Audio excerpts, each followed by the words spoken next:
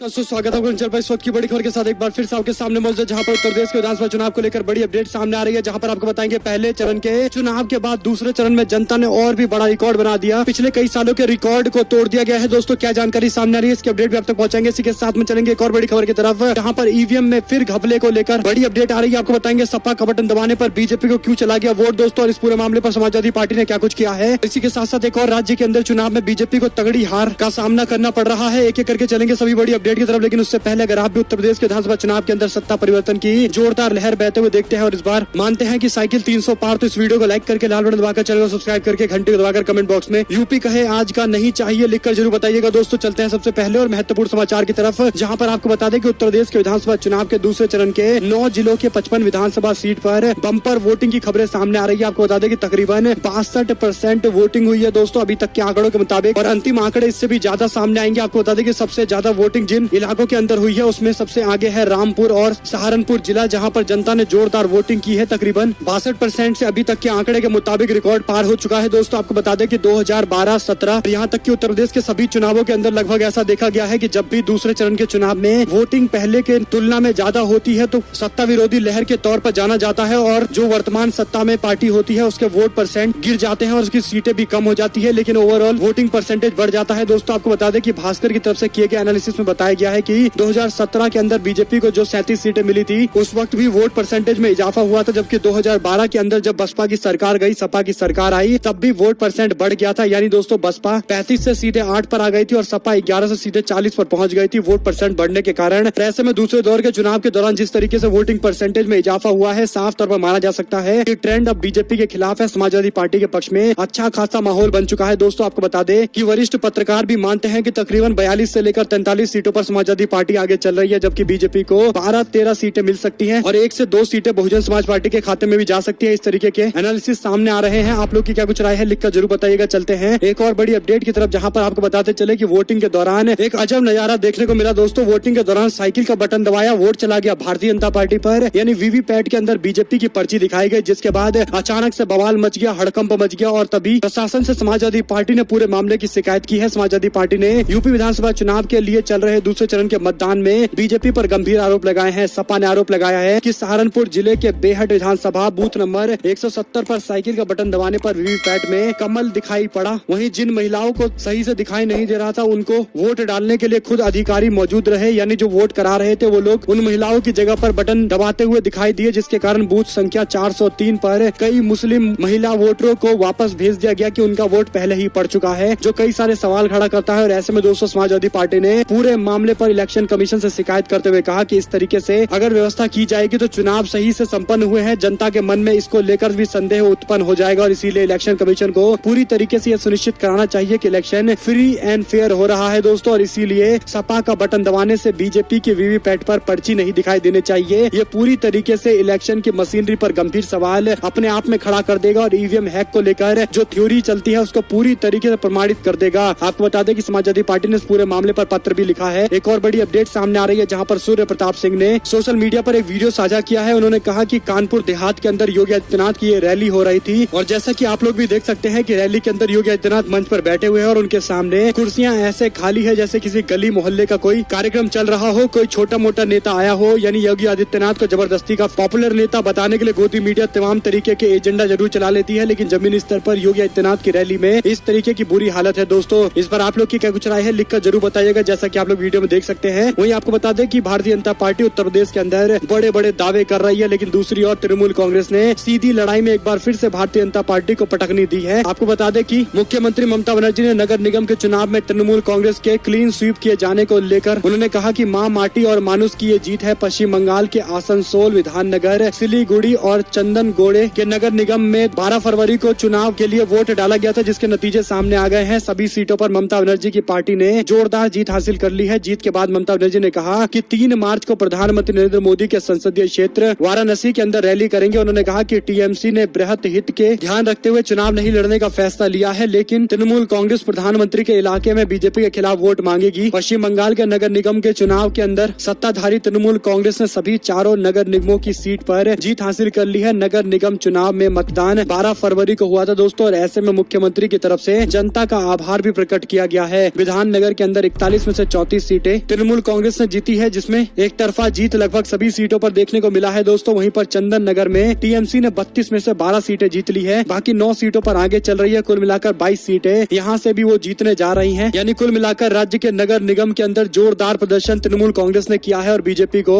उत्तर प्रदेश के चुनाव से पहले ही पश्चिम बंगाल में साफ संकेत दे दिए हैं कि जनता में भारतीय जनता पार्टी को लेकर काफी ज्यादा गुस्सा है। जिस तरीके से महंगाई बढ़ रही है, बेरोजगारी बढ़ती जा रही है और बीजेपी के लोग भड़काने वाले बयानों को लेकर जनता के बीच में जाकर वोट मांगने की कोशिश कर रहे हैं और जनता अब इस तरीके से जवाब देने लगी है। एक और बड़ी अपडेट की माने तो ओम प्रकाश राजभर के गिरेबान में हाथ डालकर जान से मारने की धमकी दी गई। गुंडई पर उतर गए बीजेपी और उसके समर्थक, ये गंभीर आरोप लगे हैं दोस्तों। आपको बता दें कि सुहेल देव भारतीय समाज पार्टी के राष्ट्रीय अध्यक्ष ओम प्रकाश राजभर सोमवार को वाराणसी में अपने बेटे अरविंद राजभर के नामांकन के लिए पहुंचे थे, जहां उनका विरोध तो किया ही गया, बल्कि राजभर जैसे ही अपने बेटे के नामांकन दाखिल करने के लिए वाराणसी कलेक्ट्रेट पहुंचे, उसी वक्त बड़ी संख्या में अधिवक्ता यानी वकील और बीजेपी के कार्यकर्ताओं ने उनके सामने से विरोध करना शुरू कर दिया, जमकर नारेबाजी करने लगे। वहीं पर राजभर के समर्थकों ने कहा कि ओम प्रकाश राजभर के गिरेबान में हाथ डालकर उन्हें परेशान किया गया और उनके खिलाफ नारेबाजी की गई। यानी दोस्तों इस तरीके की हाथापाई की गई है। वकीलों और बीजेपी के कार्यकर्ताओं के द्वारा नारेबाजी करने पर सपा और सुभाषपा के कार्यकर्ताओं ने भी नारेबाजी की, जिसके बाद मौके पर मौजूद पुलिस कर्मियों ने दोनों पक्ष को सुझा बुझाकर वापस लौटा दिया है। वहीं पर ओम प्रकाश राजभर के समर्थकों का कहना है कि भारतीय जनता पार्टी के लोग दूसरे चरण में मिली चुनावी हार के बाद इस तरीके से अब गुंडई पर उतर चुके हैं। उन्होंने प्रदेश सरकार के गृह विभाग और जिलाधिकारी से ओम प्रकाश राजभर के लिए सुरक्षा के अतिरिक्त इंतजाम करने की बात कही है। इस बीच ओम प्रकाश राजभर ने मीडिया से बात करते हुए बीजेपी पर निशाना साधते हुए कहा है कि ये लोग मेरे खिलाफ इस तरीके की साजिशें रच रहे हैं। भाजपा की बौखलाहट और हताशा है। उन्होंने कहा कि हम लोग समाजवादी पार्टी से गठबंधन किए हुए हैं। जनता 300 यूनिट फ्री बिजली के वादे से पूरी तरीके से प्रभावित है। ये बात बीजेपी को पच नहीं रही। हमने जातिगत जनगणना कराने की मांग की है, ये बीजेपी को पच नहीं रहा है। हमने पुरानी पेंशन व्यवस्था को बहाल करने की बात कही है, बीजेपी को ये भी नहीं पच रहा है। विरोध पर राजभर ने कहा कि अधिवक्ता कम, बीजेपी के नेता ज्यादा थे, इसीलिए मेरा विरोध किया गया। राजभर ने आगे कहा कि लाल सांड के कारण सभी किसान परेशान है। उन्होंने कहा कि महंगाई से प्रदेश की जनता निजात चाहती है और अमन चैन भाईचारा पैदा करना चाहती है। साथ ही उन्होंने कहा कि पुलिस विभाग के लोगों के 250 रूपए महीना रिचार्ज कूपन और 1000 रूपए वर्दी का बढ़ाऊंगा। इनको हफ्ते में एक छुट्टी दी जाएगी। बॉर्डर सीमा खत्म करके कमिश्नरी का सिस्टम लेकर आया जाएगा। बेरोजगारों को रोजगार दिया जाएगा। ये हमारे वादे हैं, लेकिन बीजेपी के लोग खुले तौर पर गुंडई कर रहे हैं। इस बीच दोस्तों बाबा की शकल पर 12 बज गए हैं। दूसरे चरण के मतदान से पहले उनको नींद नहीं आ रही थी और अब आगे और नींद नहीं आएगी। अखिलेश यादव ने जोरदार निशाना साधा है। सोमवार को उत्तर प्रदेश के विधानसभा चुनाव के दूसरे चरण के मतदान के दौरान समाजवादी पार्टी के राष्ट्रीय अध्यक्ष अखिलेश यादव ने झांसी के अंदर एक जनसभा को संबोधित करते हुए मुख्यमंत्री योगी आदित्यनाथ पर निशाना साधते हुए कहा कि बाबा की शकल पर 12 बज गए हैं। उन्हें दूसरे चरण के मतदान से पहले नींद नहीं आ रही है। झांसी में सपा के प्रत्याशी के पक्ष में वोट मांगने के दौरान अखिलेश यादव ने इस तरीके से निशाना साधा है दोस्तों और कहा कि बाबा को अब नींद ही नहीं आ रहा है, लेकिन जनता इस बार उनको गोरखपुर भेजने की तैयारी कर रही है। इसी के साथ में उन्होंने झांसी के अंदर पार्टी के कार्यकर्ताओं के लिए वोट मांगा है। इसी के साथ में आपको बता दें कि 80-20 वाले बयान को लेकर भी उन्होंने टिप्पणी करते हुए कहा कि वे चुनाव को दूसरी दिशा में ले आने की कोशिश कर रहे हैं। अगर किसी ने उनका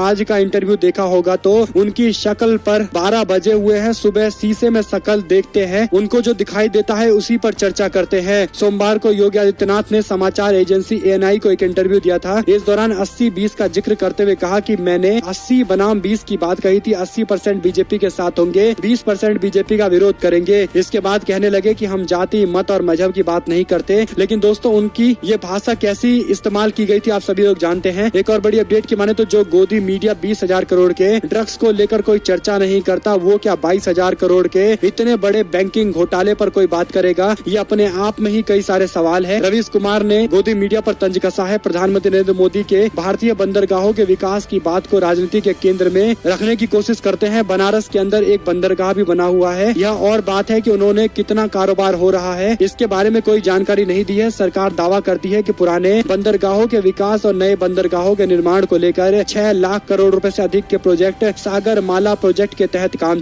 किया जा रहा है। इसमें से कई प्रोजेक्ट का टारगेट 2035 है। चेक करते रहिएगा कब पूरा होगा। लेकिन अगर इसी सेक्टर से भारत के बैंकिंग इतिहास का सबसे बड़ा बैंक फ्रॉड पकड़ा जाए और वह भी गुजरात से, तब इसकी तह पर जाने का प्रयास करना ही चाहिए। लेकिन मीडिया इस खबर की पड़ताल बंद कर देगा। जैसे अडानी के पोर्ट से 20,000 22,000 करोड़ के ड्रग्स पकड़े जाने के बाद मामले को शांत कराने की कोशिश की गई। उसे छोड़कर कुछ ग्राम के मामले में आर्यन खान की गिरफ्तारी को लेकर इस तरीके से हुड़दंग किया गया। नरेंद्र मोदी के शासनकाल में 22,000 करोड़ के बैंकिंग घोटाले को लेकर मीडिया में दूर दूर तक कहीं कोई चर्चा दिखाई नहीं दे रही है दोस्तों। यानी जितने भी ये गोदी मीडिया के लोग हैं सरकारी एजेंडे के तहत काम करते हैं और इसीलिए इतना बड़ा बैंकिंग घोटाला होने के बाद भी कोई शाम को ताल नहीं ठोकता, कोई हम तो पूछेंगे ही नहीं करता। यानी दोस्तों इस तरीके के कार्यक्रम जो किए जाते थे वो दिखाई नहीं देगा। केवल हिंदू मुसलमान के एजेंडे पर प्रोग्राम करते नजर आते हैं गोदी मीडिया के पत्रकार, जिस पर निशाना साधा है इस तरीके से रवीश कुमार ने। आप लोग अगर रवीश कुमार की इस बात का करते हैं पुरजोर समर्थन तो इस वीडियो को दोस्तों अपने लोगों तक शेयर करना बिल्कुल मत भूलिएगा। देश के सबसे बड़े सूबे उत्तर प्रदेश समेत अलग अलग 5 राज्यों में विधानसभा चुनाव चल रहे हैं और इस दौरान केंद्रीय चुनाव आयोग की जैसी कार्यशैली दिखाई दे रही है वैसे में भारत के इतिहास में शायद ही कभी दिखाई दी हो। पिछले दिनों यूपी के विधानसभा चुनाव के पहले चरण में मतदान से ठीक पहले प्रधानमंत्री और भाजपा के नेता नरेंद्र मोदी का इंटरव्यू लगातार कई चैनलों पर दिखाया गया। ये पूर्ण रूप से आदर्श आचार संहिता का उल्लंघन है, लेकिन इस पर कोई कार्रवाई नहीं होती दोस्तों। चुनाव आयोग ने इन साक्षात्कारों पर कोई कार्रवाई नहीं की, हाथ पर हाथ धरे बैठे रहे। अब जब यूपी के दूसरे चरण का मतदान शुरू हुआ तभी सुबह से लेकर योगी आदित्यनाथ का इंटरव्यू ANI पर प्रसारित किया गया। ANI ने रात के 2 बजे ट्वीट करके ये जानकारी सार्वजनिक कर दी कि 8 बजे सुबह से योगी आदित्यनाथ का इंटरव्यू प्रसारित किया जाएगा। चुनाव आयोग की निष्पक्षता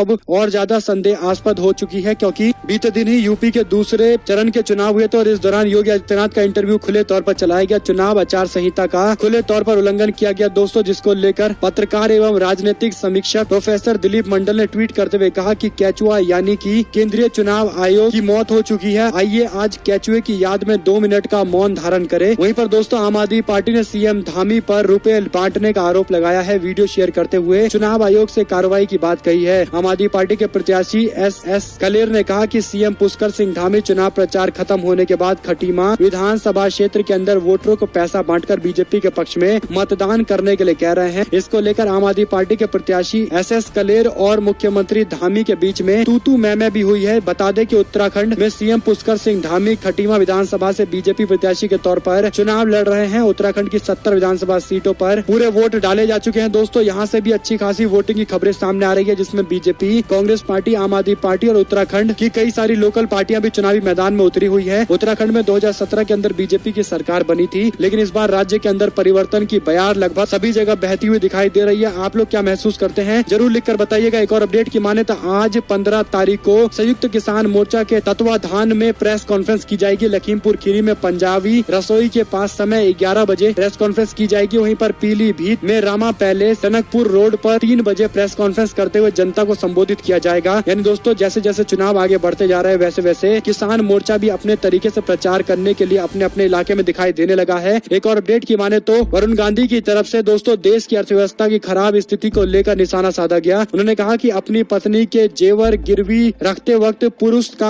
आत्मसम्मान भी गिरवी हो जाता है। किसी भी हिंदुस्तान का जेवर या मकान गिरवी रखना अंतिम विकल्प होता है। महामारी और महंगाई की दोहरी मार झेल चुकी आम भारतीयों को अब असंवेदनशीलता अंदर से तोड़ चुकी है। क्या यही नए भारत के निर्माण की परिकल्पना है? इसी के साथ में उन्होंने एक खबर भी शेयर किया है। वहीं आपको बता दें कि युवती के अपहरण के आरोप में भाजपा विधायक के खिलाफ मुकदमा दर्ज किया गया। युवती की मां की शिकायत पर पटना के अगमकुआं थाने में पश्चिम चंपारण के लोहरिया से बीजेपी के विधायक विनय बिहारी, उनकी पत्नी और भतीजे के खिलाफ मामला दर्ज किया गया है। 25 वर्षीय युवती के अपहरण का आरोप भी लगाया गया है। साथ ही साथ एक और जानकारी है जहां पर दोस्तों उत्तर प्रदेश के अंदर चुनावों के दौर लगातार जारी है दोस्तों, और ऐसे में तीसरे चरण के चुनाव से पहले पुलवामा स्ट्राइक को लेकर भी अब एक बार फिर से सवाल खड़े हुए हैं, जहां पर चंद्रशेखर ने खुले तौर पर मोदी सरकार से कहा कि आपको जनता को विश्वास दिलाना चाहिए और ऐसे में जनता को अगर शक है तो प्रूफ देने का काम है सरकार का, उनको जरूर देना चाहिए, उनको विश्वास में जनता को लेना चाहिए एविडेंस के साथ में। वहीं पर दोस्तों आसानी से राज्य के अंदर सरकार बनाएगी क्या भारतीय जनता पार्टी? उग्रवादी संगठनों से साठ गांठ के मामले को लेकर N बीरेन सिंह ने मणिपुर के अंदर बयान देते हुए कहा कि उनके खिलाफ जो प्रोपेगेंडा चलाया जा रहा है ये गलत है। उनके किसी भी उग्रवादी संगठन के साथ साठ गांठ नहीं है, लेकिन जनता के बीच में इस तरह की खबरें चल रही है कि बीजेपी के लोग उग्रवादियों से साठ गांठ करके सरकार में वापस आने की कोशिश कर रहे हैं और इसीलिए उग्रवादियों का इस्तेमाल करके बीजेपी के पक्ष में वोट कराने की बार बार अपील की जा रही है, डराया धमकाया जा रहा है। इस तरीके के कई सारे मामले सामने आए। जब N बीरेन सिंह से ये बात पूछी गई तो उन्होंने कहा कि ऐसा बिल्कुल नहीं है, लेकिन दोस्तों जनता के बीच से खबरें आ रही हैं तो झूठ भी नहीं है। एक और अपडेट की माने तो भाजपा पर भड़के संजय राउत बोले बहुत बर्दाश्त कर लिया, अब बर्दाश्त करने की सीमा पार हो चुकी है, अब बर्बाद करने की बारी है। उन्होंने बीजेपी पर निशाना साधते हुए कहा कि उनकी सीधी लड़ाई भारतीय जनता पार्टी से है। वहीं पर पहनावे के मुद्दे को लेकर कॉलेज के पैनल पर इस मुद्दे को टालना गैर कानूनी है। याचिकाकर्ता ने हाईकोर्ट में इस पूरे मामले को उठाया है, यानी हिजाब वाले विवाद को लेकर इस तरीके की जानकारी है। वहीं पर आरजेडी के नेता तेज प्रताप यादव ने मांगी वाई श्रेणी की सुरक्षा। रविवार को हुआ था सरकारी आवास पर हमला। बिहार के पूर्व मुख्यमंत्री लालू प्रसाद यादव के बड़े बेटे और आरजेडी के नेता तेज प्रताप यादव ने बिहार पुलिस के डीजीपी को खत लिखते हुए वाई श्रेणी की सुरक्षा की मांग की है। तेज प्रताप यादव ने डीजीपी को लिखे खत में कहा कि अगर बिहार सरकार में कैबिनेट मंत्री पद पर रहे व्यक्ति हर रोज मुझसे हजारों लोग मिलने के लिए आते हैं, इसके अलावा समय समय पर मुझे बिहार के नक्सली क्षेत्रों में जनता से जुड़ी समस्याओं को सुनने के लिए जाना पड़ता है। ऐसे में कुछ असामाजिक तत्व मेरे को मारने की साजिशें रच रहे हैं, मुझे मारना चाहते हैं। इसलिए आपसे निवेदन है कि मुझे वाई श्रेणी की सुरक्षा प्रदान की जाए। इसी के साथ में दोस्तों अमित शाह ने कनिमोझी को फोन किया है। सीएम भाई स्टालिन को सता रहा है, इस बात का डर। आपको बताते चले कि तमिलनाडु के अंदर सत्तारूढ़ डीएमके पार्टी को भारतीय जनता पार्टी और केंद्र सरकार के मुखबर विरोधी में गिना जाता है। और इसी बीच तमिलनाडु के एमके स्टालिन के नेतृत्व वाली सरकार और केंद्र के बीच में नीट को लेकर तनातनी देखने को मिल रही है। ऐसी खबर आ रही है कि दिल्ली से चेन्नई तक सियासी गलियारों में हलचलें इस खबर को लेकर मच गई है। दरअसल एक फोन कॉल को लेकर चर्चा है, जिसमें केंद्रीय गृह मंत्री अमित शाह की ओर से डीएमके के सांसद एम कनिमोझी को फोन किया गया है। दोस्तों जन्मदिन की बधाई जरूर दी गई है, लेकिन इसके पीछे कुछ सियासत के मायने भी है। यानी एमके स्टालिन को झटका देने के लिए क्या कनिमोझी का इस्तेमाल बीजेपी के लोग कर रहे हैं, ये अपने आप में एक सवाल है। वहीं पर गोवा के अंदर हिंदू वोटों को विभाजित करना चाहती है टीएमसी। चुनाव आयोग ले इस बात का संज्ञान। प्रधानमंत्री ने ये बात कही है। दोस्तों आपको बता दें कि उन्होंने कहा कि पार्टी ने खुले तौर पर यह दावा किया है कि गोवा के अंदर हिंदू वोटों को बांटने की कोशिश की जा रही है। दरअसल दोस्तों एक टीवी चैनल को दिए इंटरव्यू में टीएमसी के सांसद महुआ मोइत्रा ने कहा था कि गोवा के पार्टी प्रभारी ने कहा है कि महाराष्ट्रवादी गोमांतक पार्टी और एमजीपी के साथ उनका गठबंधन तटीय राज्य के हिंदू वोटों के एकीकरण को रोक देगा। इस तरीके के बयान उन्होंने दिए हैं, जिसके बाद प्रधानमंत्री खुद इस पूरे बयान पर कार्रवाई करने की मांग कर रहे हैं। लेकिन दोस्तों बीजेपी के लोग आए दिन इस तरीके के बयान देते रहते हैं, तो ऐसे में चुनाव आयोग को पूरी तरीके से सबके खिलाफ एक बराबर कार्रवाई जरूर करनी चाहिए। वहीं पर स्टालिन और केसीआर से संपर्क साधने पर ममता बनर्जी ने कांग्रेस पार्टी पर हमला बोला। ममता बनर्जी ने कांग्रेस पार्टी और वाम दलों को भाजपा के खिलाफ अन्य विपक्षी दलों को साथ में लाने के लिए कहा था, लेकिन उन्होंने उनकी बात सुनी नहीं। कांग्रेस पार्टी और वामपंथी बंगाल में तृणमूल कांग्रेस के कट्टर प्रतिद्वंदी है, जिसने राष्ट्रीय स्तर पर सहयोग करने के प्रयास को पूरी तरीके से बाधित किया है। यानी कांग्रेस पार्टी और लेफ्ट पार्टी तृणमूल कांग्रेस को अलग थलग करने के लिए अपने स्तर पर गठबंधन बनाने की कोशिश कर रहे हैं और इसीलिए स्टालिन और केसीआर से संपर्क तक साधे जा रहे हैं। वहीं पर 2014 में मेरे हेलीकॉप्टर को युवराज ने रोका था, यानी प्रधानमंत्री विधानसभा चुनाव के अंदर इस बात को लेकर वोट मांगने की चर्चाएं कर रहे हैं। दोस्तों आप समझ सकते हैं कि बीजेपी के पास कितना मुद्दा खत्म हो चुका है, यानी मुद्दा विहीन बीजेपी दिखाई पड़ रही है, जिसके कारण प्रधानमंत्री 2014 की याद दिलाकर 8 साल के बाद जनता से वोट की अपील कर रहे हैं। वहीं पर गोवा के अंदर भी जमकर मतदान हुआ है, कुल मिलाकर 80% के आसपास वोटिंग हुई है। वहीं पर राहुल गांधी ने होशियारपुर के अंदर नवी सोच नवा पंजाब रैली को संबोधित करते हुए बीजेपी और आम आदमी पार्टी पर जोरदार निशाना साधा है। इसी के साथ में दोस्तों मैच जीत कर आया तो मुस्लिम तिलक लगा लेंगे, बीजेपी के नेता ने विवादित बयान दिया है। राघवेंद्र सिंह का वीडियो वायरल हुआ, जहां पर इस्लामिक आतंकवादी पहले यहाँ हुआ करते थे, हिंदुओं को गोल टोपी पहनने के लिए मजबूर किया गया था। मैंने इसी संदर्भ में ये बयान दिया है। यानी दोस्तों बीजेपी के नेता खुले तौर पर इस तरीके के बयान देकर कैसे भी सोसाइटी के अंदर डिवाइड उत्पन्न करना चाहते हैं, ताकि पोलराइजेशन के बाद वोट ज्यादा से ज्यादा अपने पक्ष में लाए जा सके। वहीं पर प्रधानमंत्री मोदी की वजह से 2 बार हेलीकॉप्टर रोकना पड़ गया चरणजीत सिंह चन्नी को। प्रधानमंत्री बोले मुझे भी रोका गया था, यानी दोस्तों चन्नी बोले कि मैं सीएम हूँ या आतंकवादी हूँ, ये जवाब बीजेपी के लोगों को देना चाहिए। यानी इससे पहले नरेंद्र मोदी को रोका गया तो जमकर बवाल काटा गया बीजेपी की तरफ से और गोदी मीडिया की तरफ से। लेकिन इस तरीके से मुख्यमंत्री को रोक देना दोस्तों, वो भी सिटिंग मुख्यमंत्री को, उनके ही अपने राज्य के अंदर केवल प्रधानमंत्री का दौरा होगा, इसलिए सुरक्षा का हवाला देकर ये अपने आप में कई सारे सवाल खड़ा करता है और कहीं न कहीं पंजाब के लोगों को एक मौका जरूर देता है कि वो लोग मुख्यमंत्री के इस तरीके के हुए अपमान का जवाब जरूर दें। और इसी के साथ में मोहाली के अंदर चड़ूनी की पार्टी कार्यालय में जमकर तोड़फोड़ की गई है। बेटे ने लगाया है आरोप, उन्होंने कहा कि पार्टी कार्यालय में इस तरीके से बवाल किया गया है। इसी के साथ में पहले झुग्गियों में रहने वाले लोगों से मुलाकात प्रियंका गांधी ने की है, उसके बाद अपना रोड शो शुरू किया है। दोस्तों कांग्रेस पार्टी के राष्ट्रीय महासचिव प्रियंका गांधी ने जालौन के कालपी में रोड शो किया है। इस दौरान विधानसभा के प्रत्याशी को जिताने की अपील भी की है। अपने रोड शो की शुरुआत में उन्होंने झुग्गियों में रहने वाले लोगों से संपर्क साधा है। इसी के साथ में मिर्जापुर के अंदर बीजेपी के विधायक बोले, कहा जो जय श्री राम नहीं मानेगा मुझे ऐसे देशद्रोहियों का वोट नहीं चाहिए। साथ ही साथ दोस्तों क्रिकेटर मोहम्मद शामी ने अमरोहा में किया मतदान, लोगों से वोट देने की अपील भी की है। उत्तर प्रदेश के विधानसभा चुनाव को लेकर यूपी में जिन 9 जिलों के विधानसभा सीटों पर मतदान संपन्न हुए हैं, उनमें से सहारनपुर, बिजनौर, अमरोहा, संभल, मुरादाबाद, रामपुर, बरेली, बदायूं, शाजापुर शामिल है। यूपी में पहले चरण के 10 फरवरी को वोट डाले गए थे। इसी के साथ में दोस्तों बेटे का नामांकन कराने गए ओपी राजभर का वकीलों ने किया विरोध और भारतीय जनता पार्टी के नेताओं का नाम इसमें सामने आ रहा है। आप लोग की क्या कुछ राय है, लिखकर जरूर बताइएगा। वहीं पर मुरादाबाद के अंदर भीड़े सपा और बसपा के समर्थक, कहा सुनी के बाद जमकर बवाल कटा है। ऐसे में दोस्तों आप लोग देख रहे थे आपका अपना चैनल जय हिंद जय भारत वंदे मातरम। बहुत बहुत धन्यवाद। जय हिंद जय भारत।